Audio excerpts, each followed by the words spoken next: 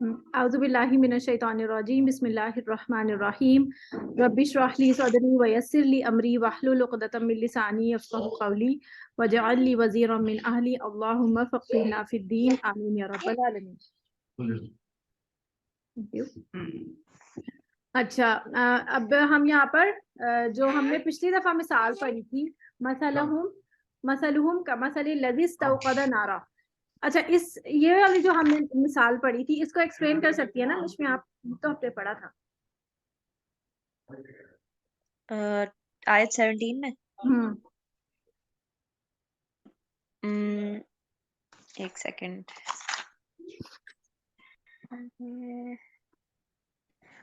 ये मैंने यहाँ अब्दुल्ला बिन उबई की बात हो रही है कि पहले वो इस्लाम की रोशनी में, जो यहाँ पे उस रोशनी को इस्लाम की रोशनी कह रहे हैं, कि पहले वो इस्लाम की रोशनी में थे, लेकिन फिर उनका अल्लाह ने उनका माहौल जो है वो अंधेरा कर दिया उनके सराउंडिंग में। नहीं, तो जब उनके माहौल में रोशनी हो गई तो क्या हुआ? अल्लाह उनका अपना नूर ले गया, उनका नूर ले गया। जैसे कि इसको ये इस तरह से समझे कि जैसे बाहर रोशनी हो रही है, दिन निकला हुआ है, लेकिन इंसान अपनी आंखें बंद करके बैठा है तो उसको कुछ नहीं दिखाई नहीं दे रहा है। तो ये बेसिकली इनका हाल ये था कि ये खुद आंखें बंद करके बैठे थे, ये खुद नहीं लेना चाहते थे। इस मिसाल को ना आगे वाली जो हमारी आयत है, इससे ज्यादा आपको समझ आएगा मजीद। और यहाँ पर आपको अगर याद हो कि मैंने सुमुम बुकमुन उम्यून की मिसाल आपको दी थी कि आपके पास एक ऐसा बच्चा हो जो आपके साथ हो, जिसको ना सुनाई देता हो, ना दिखाई देता हो, और ना ही वो बोल सकता हो, और आप एक ऐसी जगह पे जाएं जो बिल्कुल उसके लिए नई हो, और वहां पर लाइट चली जाए, और बहुत बहुत बड़ा वो मॉल हो फर्ज करें, तो आप उसको पुकारेंगी तो उसको वो आपकी पुकार नहीं सुन सकता, वो और वो आपको नहीं पुकार सकता क्योंकि वो बोल नहीं सकता है। तो उसके वापसी के चांसेस ऑलमोस्ट जीरो हो जाते हैं। तो ये बात यहाँ पर बताई गई है, क्योंकि ये लोग खुद से, इनका ऐसा मसला नहीं था कि इनको हिदायत मिली नहीं थी, इनको हिदायत मिल गई थी और ये खुद से गुमराह रहना चाहते थे। ये बिल्कुल वैसी बात है कि कोई शख्स ये कहे कि मैं कुरान इसलिए नहीं पढ़ता क्योंकि अगर मैंने पढ़ा तो फिर मुझे अमल नहीं करूंगा, और अगर अमल नहीं करूंगा तो फिर मुझे ज्यादा गुनाह मिलेगा, और वो ये सोच के कुरान को सिर्फ रिसाइटेशन तक रखे और उसके फहम और उसकी समझ तक ना आए। बेटा दरवाजा बंद कर दो, शोर आ रहा है। सही है। तो इस तरह तो ये आप मिसाल को देख के समझ सकते हैं ना कि इस तरह छुटकारा नहीं हो सकता कि अगर हम चाहें कि हम ये कहें कि अगर हम क्लास कुरान पढ़ेंगे तो, ये अक्सर लोगों को आपने कहते सुना हो शायद, कुरान पढ़ेंगे तो फिर हमें अमल करना पड़ेगा, और नहीं अमल किया तो ज्यादा गुनाह मिलेगा, तो इसलिए पढ़ो ही नहीं। तो ये इंतहाई गलत बात है। अच्छा, आयशा मुझे बताएंगी कल वाली मिसाल। तो कल वाली मिसाल से आपको क्या समझ आया आयशा, बता। औ कसय्यिबिन मिनस समाई फीही ज़ुलुमातुन। जी, ज़ुलुमात कौन सी थी ये? अज़ुलुमात का आपने डार्कनेस बताया था और आपने उसमें 3 कैटेगरीज बताई थी, आई थिंक। हाँ हाँ, बताएं कौन कौन सी। जिसमें था वाटर ड्रॉपलेट्स, नाइट और क्लाउड्स। शाबाश।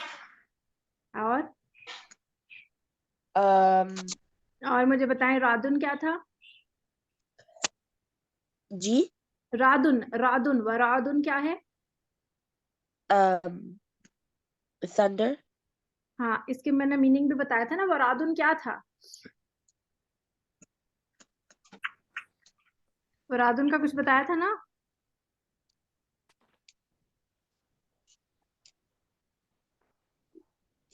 याद आया? एवरी क्राई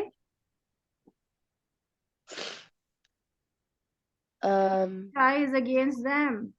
यानी वही उतर रही होती थी ना, वही वही आती रहती थी, जो भी कोई बात होती थी उसके बारे में अल्लाह ताला वही वही के जरिए बताते थे नबी सल्लल्लाहु अलैहि वसल्लम को। तो इनको हर वही पर ये डर लगता था कि कहीं हमारी पोल ना खुल जाए। और पीछे आपने, अगर आपको याद हो तो उनके बारे में क्या था कि ये जब वल्लदीना आमनू से मिलते थे तो क्या कहते थे? ये आमन्ना, हम ईमान लाए हैं। और जब ये अपने लोगों के पास जाते थे तो क्या कहते थे? कि हम तो तुम्हारे साथ ही हैं। यानी ये दोनों बिलीवर्स और डिसबिलीवर्स के दरमियान में थे, और इन दोनों से बेनिफिटेड होना चाहते थे, इन दोनों से फायदा उठाना चाहते थे। जो डिसबिलीवर्स थे, जो कुफार थे, और जो जूइश ट्राइब्स थे, उनके साथ उनकी दोस्तियां थी, और उनसे ये ज्यादा दोस्तियां भी इस हिसाब से कि हम तुम्हारे साथी हैं, इस तरह से कहकर वो दोस्ती बनाते थे। और बिलीवर्स के साथ तो वो रहते ही थे, क्योंकि खुद तो ईमान इनको कोई कह तो नहीं सकता था कि तुम डिसबिलीवर हो, क्योंकि ईमान वाले थे, कलमा कलमा पढ़ते थे और इबादतें भी करते थे। तो ये दोनों की दरमियान में रहते थे।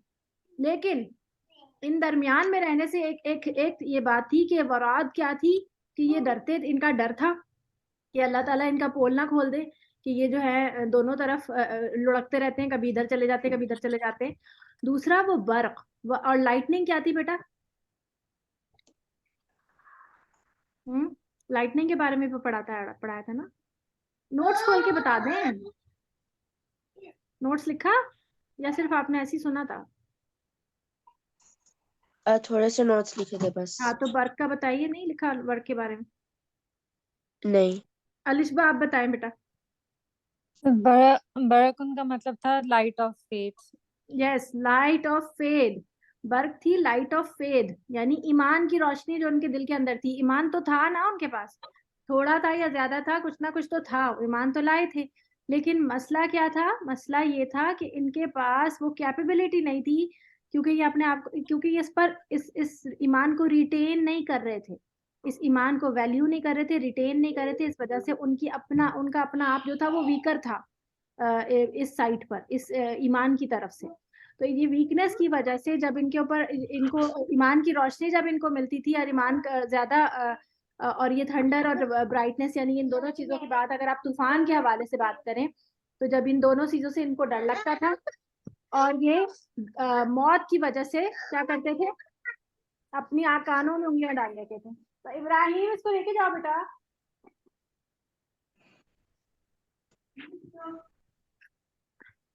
डार्क क्लाउड्स के लिए, सही है। तो ये चीज जो है वो अब आप रिकॉर्डिंग सुन लीजिएगा, फिर आप जो है वो समझा नहीं पा रहे हो।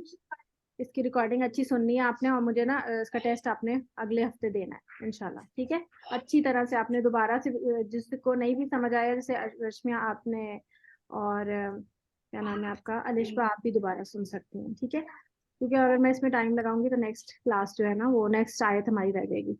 आज क्या करते हैं? या अयुहा नासू, या अयुहा ये बिल्कुल पुकार के लिए आता है, जैसे हम किसी को पुकार कर कहते हैं ना कि ओ, तो ये ओ है, ओ यू। On नासू Mankind. नास, अन्नास का जो रूट वर्ड है वो है, छोड़ दें रूट वर्ड इसका, उबुदू। अब इसके लिए हम क्या लगाएंगे इसके उस पर? पेश, क्योंकि थर्ड वर्ड पे क्या है? पेश है, और इसमें अलिफ लाम नहीं लगा हुआ। अच्छा, उस वक्त जब आप पढ़ रही थी, इस्तौक़दा है ये लफ्ज आयशा, मैंने उस वक्त आपको रोका नहीं। जब आप इसको पढ़ेंगी तो इसमें वाव इत्ता के ऊपर जबर है ना, इसको हम इस्तौक़दा करके पढ़ेंगे। आप अस्तौक़दा पढ़ रही थी, है ना? वो जो ऊपर याद है ना, वो अभी समझ आ रही है? जी। हाँ, तो इसमें अगर लाम होता ना, फर्ज करें यहाँ पर, और तब हम कहते हैं इसको अस्तौ।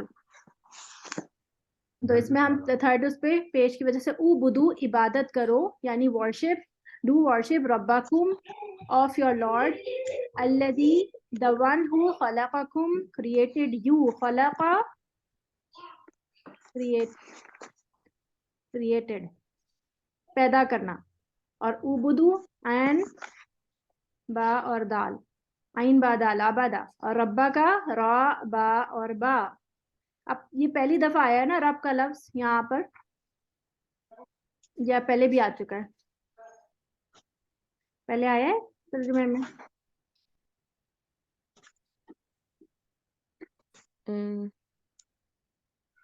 इसमें मैंने था खालिक, मालिक, मुदब्बिर, क्रिएटर, ओनर एंड प्लानर।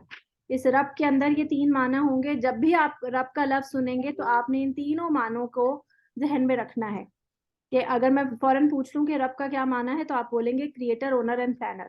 और अगर उर्दू में बोलेंगे तो खालिक, मालिक और मुदब्बिर। यानी रब वो होता है जो क्रिएट कर रहा है, खालिक यानी पैदा कर रहा है, और फिर वो ओन भी करता है कि मेरे बंदे हैं ये, और फिर वो आगे की प्लानिंग भी करता है, पैदा करके छोड़ नहीं देता। आप देखें कि हमें अल्लाह ताला ने इस दुनिया में भेज कर छोड़ नहीं दिया, हमारी हिदायत का बंदोबस्त करता रहा और हमारे जीने रहने का उसने जो भी हमारे प्रोविजंस चाहिए थे वो सब उसने हमें प्रोवाइड किए और अब आगे तक करता रहेगा जब तक कि हम मरते नहीं हैं, हर इंसान के लिए।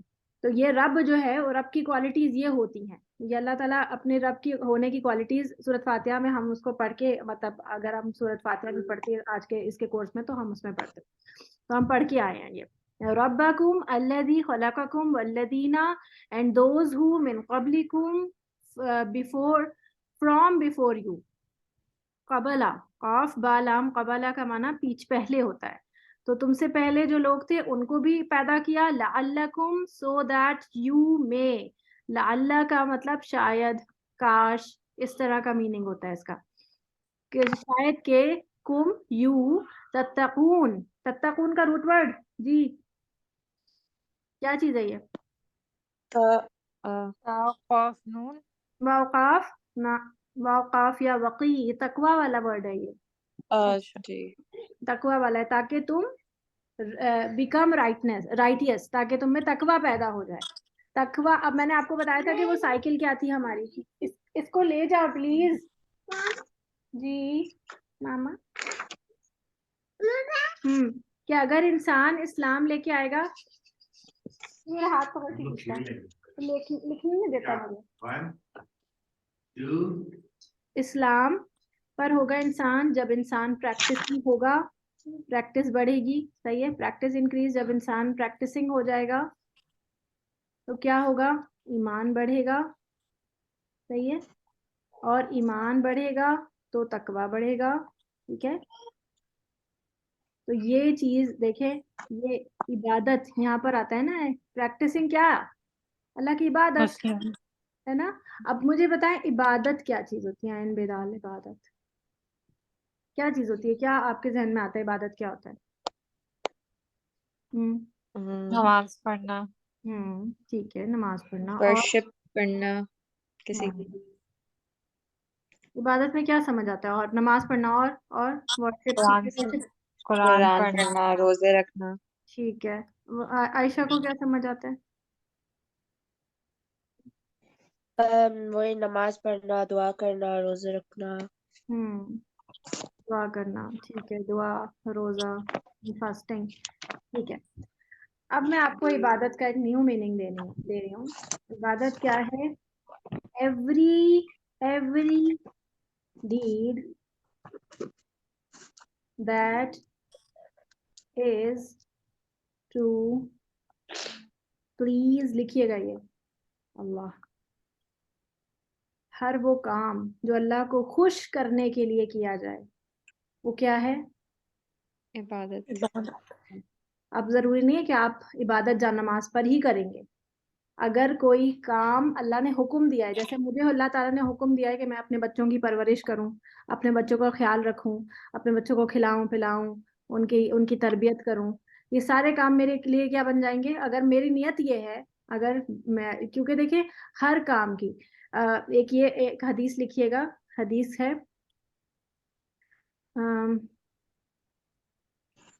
इन्नमल आमालू, ये लिखिएगा, इन्नमल आमालू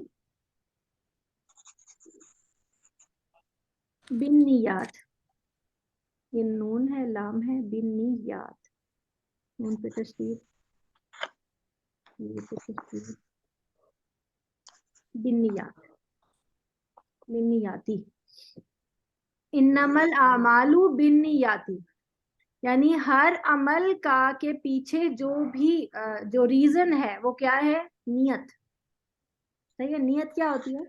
नियत को इंग्लिश में क्या कहते हैं? इंटेंशन, इंटेंशन, हाँ इंटेंशन, यानी इसका इंग्लिश का मीनिंग जरा गूगल कीजिएगा, इसका मुझे गूगल करना चाहिए, एकदम मुझे याद आई, मुझे याद नहीं रहा वरना मैं पहले कर लेती। इसका इंग्लिश का मीनिंग गूगल कीजिएगा। अच्छा, तो इसका मतलब ये हुआ कि हर इंटेंशन जो है वो is the reason, intention is the reason of every, is the reason of every deed, हर डीड के पीछे एक इंटेंशन होती है। ऐसा नहीं होता कि कोई इंसान बगैर इंटेंशन के कोई काम कर ले। मैं अगर पढ़ाई कर रही हूँ या अगर मैं पढ़ रही हूँ, मैं स्टडीज कर रही हूँ, तो मेरे पीछे ये होगा कि मैं बहुत अच्छे नंबर लेकर आना चाहती हूँ, या मैं बहुत अच्छी जॉब के लिए मैं चाहती हूँ कि मुझे बहुत अच्छी, बाद में मैं बहुत अच्छी जॉब करूँ, या अगर मैं अपनी जॉब में अच्छा काम कर रही हूँ तो मेरे पीछे एक इंटेंशन होगी, या तो मैं अपने बॉस को खुश करना चाहती हूँ, या मैं अपनी अप्रेजल चाहती हूँ, प्रमोशन चाहती हूँ, इस किस्म का, या मैं अपनी अम्मी की बात मान रही हूँ तो मैं इसलिए कर रही हूँ क्योंकि मैं अम्मी को खुश करना चाहती हूँ। तो ये हर चीज के पीछे क्या है, हमारी इंटेंशंस होती हैं। अगर ये इंटेंशंस हम अल्लाह की तरफ डाइवर्ट कर दें, हर चीज को हम अल्लाह की तरफ जोड़ दें, कि जैसे मैं अगर खाना बना रही हूँ, मैं इसलिए खाना बनाऊं कि अल्लाह ने मुझे इस चीज पर जिम्मेदारी दी है, मैं खुशी खुशी इस काम को इस तरह करूं कि ये अल्लाह ने मेरी जिम्मेदारी डाली है कि मैंने मुझे अपने बच्चों को फीड करना है, तो इसलिए मैं खाना बना रही हूँ, और ये वजह क्या है कि अल्लाह को खुश करना चाहती हूँ, तो मेरा ये काम जो है वो मेरी इबादत बन जाएगा। हर हर काम जो कि अल्लाह को खुश करने के लिए किया जाए, जब मैं इसकी मेरी इंटेंशन ये हो जाएगी तो हर काम मेरा इबादत बन जाएगा। जैसे इवन आप जो है वो सोते हैं, जब हम इंसान सोता है तो हम क्यों सोते हैं, इसलिए हम सोते हैं ताकि नेक्स्ट डे हम जो है वो टाइमली अगर हम सो जाएं तो नेक्स्ट डे फजर पढ़ने के लिए हम आराम से उठ पाएंगे, और ये सोचकर हम सोए तो हमारा सोना भी जो है वो इबादत हो जाएगी, हालांकि हम कोई काम नहीं कर रहे, और उस पर भी हमें अजर मिल जाएगा कि क्योंकि इंसान की नीड है ना सोना, इंसान बगैर सोए तो नहीं रह सकता। तो वो सोए इसलिए कि उसने नेक्स्ट डे अल्लाह ही को प्लीज करने के और मजीद काम करने। जब इंटेंशन हमारी चेंज होती है ना हर काम के पीछे, तो फिर क्या होता है कि तो हर काम जो है वो हमारा इबादत बन जाता है। तो यहाँ पर अल्लाह क्या फरमा रहे हैं कि उस रब की इबादत करो, यानी अपनी इंटेंशन सारी उस रब की तरफ डाइवर्ट कर दो, तो तुम्हारे सारे काम इबादत बन जाएंगे। तो फिर तुम ये जो इबादतें भी करोगे तो किसके लिए करोगे, अल्लाह के लिए करोगे। अक्सर क्या होता है कि इंसान नमाज क्यों पढ़ रहा होता है, अम्मी कह रही हैं, अम्मी कह रही नमाज पढ़ो। कुरान क्यों पढ़े, इसलिए क्योंकि पढ़ना है, क्योंकि क्लासेस कोर्स हमने दिया हुआ है, टीचर ने कहा होमवर्क दिया हुआ है तो वो पढ़ना है, इसलिए करना है। रोजा इसलिए रख रहे हैं क्योंकि सब रख रहे हैं ना, रमजान में रोजे सब रख रहे हैं तो हम रख रहे हैं। तो ये सब चीजें हमारी किस लिए होनी चाहिए, अल्लाह के अल्लाह लिए। को खुश करने के लिए। अल्लाह को खुश करने के लिए होनी चाहिए, तभी ये इबादत बनेगा, वरना इबादत नहीं बनेगा। पता है आपको ये बात, आप नमाज भी पढ़ रहे होंगे और अगर आप अम्मी को खुश करने के लिए नमाज पढ़ रहे हैं तो फिर वो इबादत नहीं बनेगा। हदीस का मफहूम आता है, मफहूम मैं क्यों कहती हूँ, मफहूम इसलिए कहती हूँ क्योंकि एग्जैक्ट वर्ड मुझे अगर याद नहीं है, तो अगर मैं इस तरह से बोलूँ कि ये हदीस ही है और अगर मैं एग्जैक्ट वर्ड्स में आगे पीछे करती हूँ तो फिर मुझे गुनाह मिलेगा कि मैंने कोई गलत बात कह दी, कोई एक्स्ट्रा वर्ड्स कह दिए। इसलिए मैं कहती हूँ हदीस का मफहूम, यानी मैं अपनी अपनी लैंग्वेज में समझाने के लिए उसका सिर्फ मतलब समझा रही हूँ, ठीक है। तो हदीस का मफहूम यह है कि अगर कोई इंसान ने नमाज दूसरों को या लोगों को दिखाने के लिए नमाज पढ़ी तो उसने क्या किया, उसने शिर्क किया। तो उसने शिर्क किया अल्लाह के साथ, यानी उसने अल्लाह के लिए नहीं पढ़ी, उसने लोगों के लिए पढ़ी।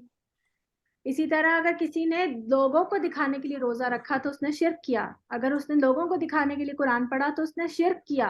और हम सोचते हैं कि शिर्क सिर्फ ये होता है कि इंसान जो है वो आइडल वर्शिप शुरू कर दे, है ना। हम तो ये सोचते हैं कि आइडल वर्शिप ही जो है वो शिर्क है। तो असल में क्या है ये चीज, कि अगर आपकी बैक ऑफ माइंड, आपकी इंटेंशन सही नहीं है तो इंसान जो है वो इसमें भी खतरे में पड़ सकता है। तो हमारी इंटेंशंस बिल्कुल ठीक होनी चाहिए। इसके बारे में एक हदीस और बताती हूँ कि क़यामत के दिन, हदीस का मफहूम है कि क़यामत के दिन एक शख्स लेके आया जाएगा जो कि अल्लाह ताला की राह में शहीद हुआ होगा। और शहादत आपको पता है शहीद का रुतबा ऐसा होता है, शहीद पता है कौन होता है आयशा? जी। कौन होता है? शहीद वो उस बंदे को कहलाया जाता है जो अल्लाह की राह पे पास हुआ हुआ हो। हाँ जी, मार्टा है। तो इसको जो है वो लाया जाएगा और उससे पूछा जाएगा कि तुमने क्या किया था। तो वो कहेगा कि मैं अल्लाह ताला आपकी राह में शहीद हुआ था, मैं जंग लड़ते हुए। तो अल्लाह ताला फरमाएंगे कि तुम झूठ बोल रहे हो, तो तुम झूठ बोल रहे हो, तुम इसलिए शहीद हुए या तुम इसलिए लड़ रहे थे कि लोग तुमको बहादुर कहें। तुम अपनी बहादुरी की वजह से, क्योंकि लोग लोग तुम्हें बहादुर कहें, तुम इसलिए लड़ रहे थे और लड़ते लड़ते तुम अगर शहीद हो गए तो इसी वजह से तुम्हारी इंटेंशन ये थी, तुम अल्लाह को खुश करने के लिए नहीं कर रहे थे। और उसको पैर से पकड़ के जहन्नुम में डाल दिया जाएगा।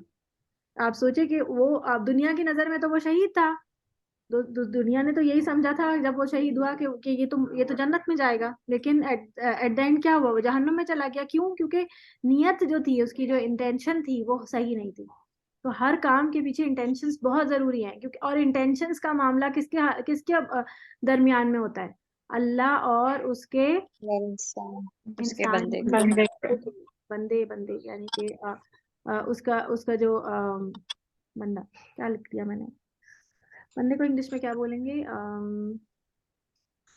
यानी उस इंसान के, उस ह्यूमन के दरमियान, ठीक है, ह्यूमन और ह्यूमन हार्ट, क्योंकि उसके दिल में होता है ना। कोई इंसान अपनी इंटेंशंस दिखा तो नहीं सकता, हम किसी की इंटेंशंस देख नहीं सकते किसने किस वजह से काम किया। अगर किसी ने मुझे तोहफा दिया है तो मुझे नहीं पता कि उसने खुशी से दिया है, किस इंटेंशन से दिया है, उसके बैक ऑफ माइंड उसकी क्या है, उसकी क्या नियत थी। ये चीज उसको और अल्लाह को ही पता होगा। सही है। हम किसी इसीलिए हम हिपोक्रेट्स को हिपोक्रेट नहीं कह रहे मुंह से। इंसानों को आपस में अल्लाह ताला ने ये कहने से मना किया है किसी को हिपोक्रेट नहीं कहो। क्यों? इसलिए क्योंकि ये बात अल्लाह को पता है, उसके दिल में तुम नहीं झांक सकते। सही है ना? अच्छा जी, यहाँ तक बात समझ आ रही है? मुश्किल तो नहीं हो रही ज्यादा आयशा? आप लोग ना वो किया करें, पार्टिसिपेट किया करें। बिल्कुल ऐसा लगता है कि कुछ नहीं समझ आ रहा, या फिर ऐसा लगता है कि सिर्फ अभी अभी समझ आ रहा है, उसके बाद जब मैं पूछती हूँ तो कुछ नहीं पता होता। तो अब यहाँ पर जो है आगे आयत को देखते हैं। या अय्युहन नासु उबुदू रब्बकुम, क्यों करनी है इबादत? सबसे पहली बात क्या है, क्या वजह है, क्यों करनी है इबादत? जी बताइए। अल्लाह को खुश करने के लिए। और इस आयत के हिसाब से क्या है कि क्यों करनी है इबादत? अल्लज़ी खलक़कुम वल्लज़ीना मिन क़ब्लिकुम, क्योंकि उसने पैदा किया है, क्योंकि वो क्रिएटर है। सही है, इस वजह से करनी है इबादत। हमें अल्लाह ही की तरफ रिपेंड होना है ना, अल्लाह की तरफ ही जाना है। अगर इंसान इबादत नहीं करेगा तो क्या करेगा? अल्लाह की इबादत नहीं करेगा तो क्या करेगा? देखिए, इंसान को ना अल्लाह ताला ने ऐसा डिजाइन किया है कि उसको जरूरत है कि वो किसी को अपना रब माने। हर इंसान, इवन जो केव मैन जो होते हैं ना, जो कि जो गारों में रहे हैं या जंगलों में रहे हैं, जिनको और कुछ नहीं पता था, उनको ये पता था कि हमको किसी को पूजना है, हमें किसी की इबादत करनी है। तो उन्होंने जो है वो आइडल वर्शिप शुरू कर दी, और बुतों को बनाकर, और सितारों को, और स्टार्स को, और मून को, किसी ने चांद की, किसी ने इसकी, किसी ने आग की, इवन फायर, इन सब चीजों को पूजना शुरू कर दिया, इनको रब बना लिया। क्यों बना लिया? क्योंकि अल्लाह ताला ने इंसान को ऐसा ही डिजाइन किया है कि अगर इंसान अल्लाह तक नहीं पहुंचेगा ना, तो फिर किसी और तक पहुंच जाएगा, किसी और को बना लेगा। लेकिन उसने करना यही है, उसने एट द एंड किसी ना किसी को रब बनाना है। समझ आ रही बात? क्योंकि अल्लाह ने उसको ऐसे ही बनाया। इसीलिए अल्लाह फरमा रहे कि तुम्हें पैदा करने वाला कौन है? रब। तुम्हारा रब कौन है? अल्लाह। उसकी इबादत करो, क्योंकि उसने तुम्हें पैदा किया। लअल्लकुम तत्तकून, और ये किस वजह से करोगे? क्या कि तुम्हारे अंदर तकवा पैदा हो। यानी जब तुम प्रैक्टिसिंग मुसलमान बनोगे और तुम इस तरह से, अब आप देखें, अगर आप वाकई जो है इस बात पर अमल करना शुरू कर दें कि हर काम अल्लाह के लिए करना शुरू कर दें, तो आपका तकवा इंक्रीज होगा या नहीं होगा? होगा। और आप हर वक्त ये इस वक्त, हर वक्त आप गॉड कॉन्शियस रहें। हर लम्हे आप ये सोचती रहें कि मैं इस वक्त अल्लाह की नज़र में हूँ, और मैं अल्लाह को पसंद आ रही हूँ। मैं मेरे कपड़े ठीक है, मेरा हुलिया ठीक है, मैं जो बात कर रही हूँ वो ठीक है, जो मैं किसी का दिल तो नहीं दुखा रही, मैं अपनी अम्मी की सारी बातें मान रही हूँ, मैं अपने घर के सारे काम, अपनी सारी रिस्पॉन्सिबिलिटीज पूरी कर रही हूँ, और मैं हर वक्त गॉड कॉन्शियस रहूँ, तो मेरे अंदर तकवा बढ़ेगा ना। ये प्रैक्टिसिंग होने से मेरा ईमान भी बढ़ेगा, मेरा तकवा भी बढ़ेगा, है ना, और अल्लाह पे तवक्कुल भी बढ़ जाएगा। और फिर एट द एंड क्या होगा? अल्लाह ताला की दोस्ती भी मिलेगी, है ना, मिलेगी। अल्लाहु वलियुल जी लज़ीना आमनू। ठीक है, बात समझ आ रही? अच्छा, तो ये अल्लाह ताला ने कहा कि तकवा इंक्रीज करने के लिए, अगर तुम्हें नहीं पता कि तकवा किस तरह इंक्रीज करना है, तो तुम मेरी इबादत शुरू करो। और इबादत का मतलब सिर्फ मुसल्ले पर जा नमाज पर बैठ के नमाज पढ़ना नहीं है। इबादत का मतलब ये है कि आपकी इंटेंशन जो है वो क्या हो? अल्लाह के लिए हो, हर अच्छे काम की इंटेंशन। लेकिन ये अच्छा काम जो है, अमल स्वाले, ये हर अच्छे काम, अमल स्वाले यानी के गुड डीड, ये कौन डिफाइन करेगा? ये किस चीज के जो है वो, हर कौन सा काम जो है वो गुड डीड है? अब कोई इंसान जो शराब पीता है या अल्कोहलिक है, तो वो ये सोचेगा भाई ये तो अच्छी चीज है ना, मैं किसी को तंग थोड़ी कर रहा हूँ, उसके लिए तो ये अच्छी चीज है। ये कौन डिफाइन करेगा कि गुड डीड क्या है? ये अल्लाह मियाँ ही कुरान में बताएंगे। अल्लाह अल्लाह बता। ताला ने बताई है सारी। ठीक है, अब मुझे ये बताया कि अच्छा ठीक है, अल्लाह ने बताया, अब आपके लिए बताया कोई गुड डीड बताइए, कोई अच्छा काम इबादत के अलावा, मतलब नमाज रोजे के अलावा कोई गुड डीड बताइए। किसी किसी की मदद करना। ठीक है, खैरात सही है, हेल्प करना, हेल्प अदर्स, हेल्प करना। सही है, सोशल वर्क, ठीक है ना, हेल्प अदर्स या सोशल वर्क, एक सोशल वर्क है। अब सोशल वर्क है लेकिन नॉन मुस्लिम कर रहा है, गुड डीड है? जी।